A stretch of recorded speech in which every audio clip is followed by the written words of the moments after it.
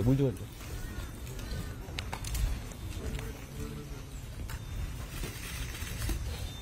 사실 이 대검찰청 예규를 좀 봤을 때 네. 선고 형량과는 무관하게 어떤 뭐 정의라든지 형평을 고려했을 때 타당성이 어느 정도 있다고 보면 항소할 수 있다는 규정이 바로 그렇죠, 이게 정의의 관점이나 형평의 관점이나 수사 과정의 문제점 봤을 때 이 판결이 그게 항소할 사유입니까? 더 나았다니까요, 구형보다. 그리고 가장 중요한 게 저는 뭐 금요일 날 남욱 씨의 법정권에 굉장히 충격을 받았습니다. 저도 이 사건에 관련해서는 뭐 쭉 처음부터 수사 개시부터 쭉 이렇게 관심 있게 지켜봤고 많은 수사 과정에서의 문제점들, 특히 불법적인 수사라든가 증인의 회유 같은 게 있었다 이런 소리를 많이 들었었는데 결국 당사자 중에 한 사람이 지금 사실은 법원에서 아주 엄청난 폭로를 한 거 아니겠습니까? 그런 정도의 뭐 배를 가르겠다는 정도의 어떤 그런 위협이 있었다고 하면 누가 거기에 대해서 수사 협조하지 않겠습니까? 그렇기 때문에 수사 과정에 있어서 좀 문제점 들여다봐야 된다고 생각하고 있고요. 관련해서는 법원에서도 이 사건이 첫 수사팀이 계속까지 수사한 게 아닙니다. 1차 수사팀이 있었고 정권이 바뀌니까 수사팀은 완전히 바꿨습니다. 그 후에 달라진 거거든요, 사실요. 그 후에 달라졌기 때문에 수사팀의 의견이라고 하는 것도 1차 수사팀의 의견과 2차 수사팀의 의견이 좀 다를 거라고 보고 있습니다. 그래서 2차 수사팀에 일부 참여하신 분들이 여러 가지 문제 제기를 하는데 그러나 어떻게 됐든 간에 사실관계에 있어서는 기본적으로 법원에서 인정을 했고 문제가 있다라는 판단한 거 아니겠습니까? 그래서 중형을 선고했다고 보고 있고요. 예.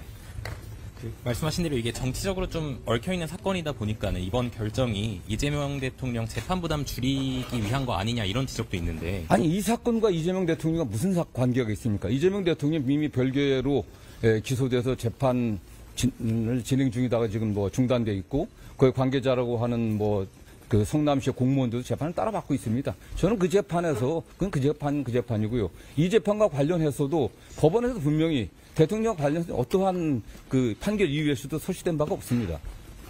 오히려 뭐 대통령을 제가 고려하고 했다면 또 다른 판단도 다른 의견도 낼 수 있었겠지만은 저는 이건 이 사건에 관련한 저의 의견은 저도 변호사를 오래 한 사람이고 또 법무부 장관으로서 책임감을 갖고 더군다나 지금 검찰이 처한 여러 현실을 고려할 때 이 사건은 우리 검찰이 여기에 매달려서 계속 가는 거지.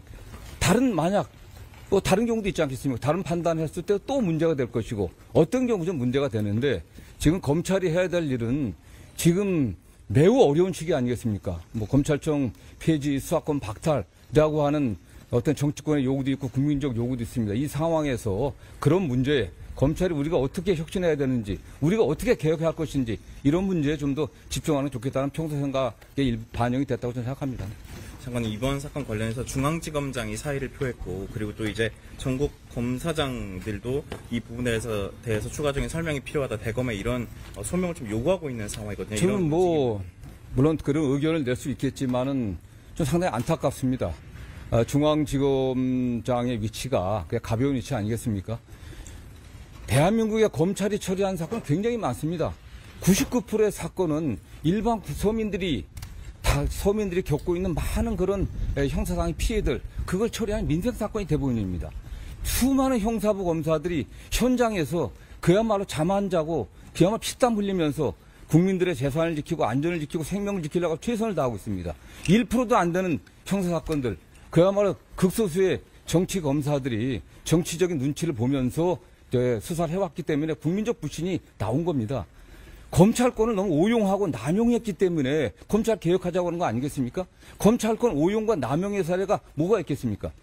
굳이 제가 그 얘기를 하게 한다면은 그것도 제가 뭐 어떤 정치적 입장이라고 했으니까 말씀드리지 않겠습니다. 국민들은 알고 있습니다.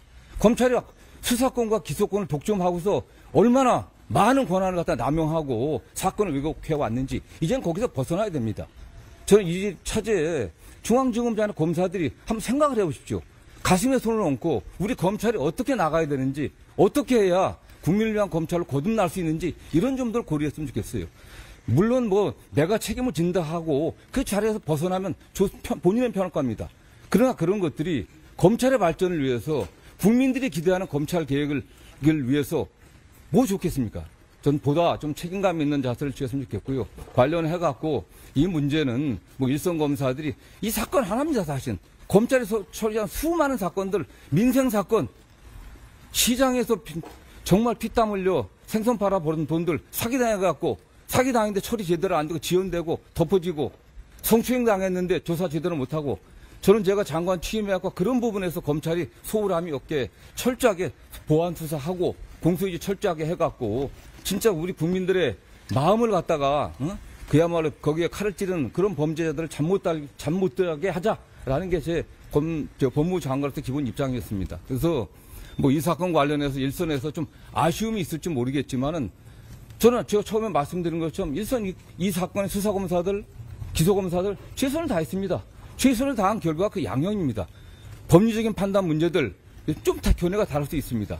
그러나 이런 거 우리가 집착해갖고 이 사건 하나에 매달려갖고 우리 지금 검찰이 어떤 방향으로 변화돼야 되는지 그런 것에 대한 고민과 성찰이 오히려 묻혀지지 않기를 저는 바랍니다.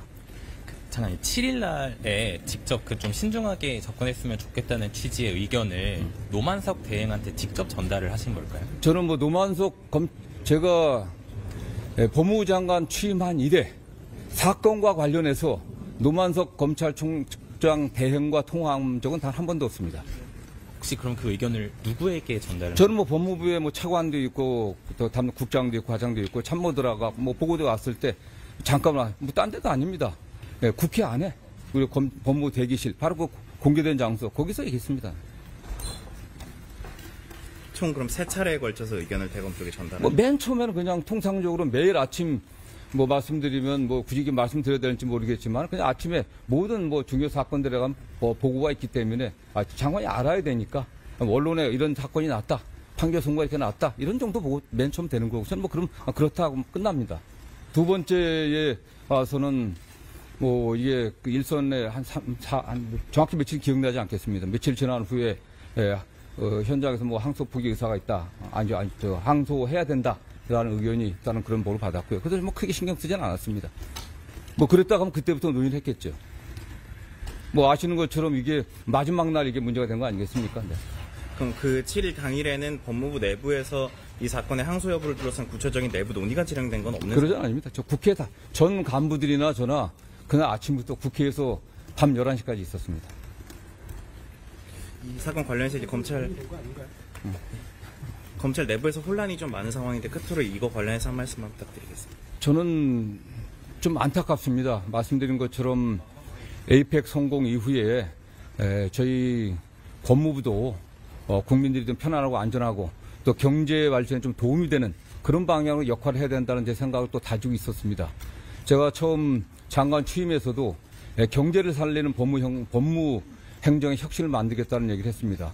근데 그럼에도 불구하고 에이펙의 성과라든가 또 여러 가지 또 대통령께서도 또 경제 안정과 민생 안정에 헌신하고 있는데 그런 면에서 국민들에게 좀 염려를 들게 된 것 같아서 저는 죄송한 마음이고요. 다만 어쨌든 일선의 대부분의 검사들은 민생 안정과 국민의 생명 재산 안전을 지키기 위해 최선을 다하고 있습니다. 일선의 검사들이 본래 본인이 맡았던 검찰의 임무들, 본인이 우리가 현재 갖고 있는 수사권의 범위 내에서 또 최선을 다해주고 또 수사기관에서 수사해온 사건들 잘 뒷마무리하고 공소유지 잘해갖고 범죄자들이 잠 못 들게 하는 그런 검찰의 역할들 최선을 다해주셨으면 좋겠습니다. 이건 그렇게 뭐 이게 뭐 자꾸 정치적으로 해석하고 일부 언론에서 범죄 수익 관련해서 전혀 뭐 사실과 근거 없는 왜곡을 하는데 그렇지 않았으면 좋겠습니다. 정확하게 법리적으로 판단하고 했으면 좋겠습니다. 저는 뭐 그런 면에서 중앙지검장도 어쨌든 일선 검찰의 책임자로서 책임감을 느끼고 사의 표시를 했는데 그러나 앞으로 우리 검찰이 나가야 될 방향에 대한 깊은 고민들 그런 걸 하면서 우리가 차분하게 맡겨진 일을 다하는 게 국민을 위한 길이다 이런 말씀을 좀 드리고 싶습니다.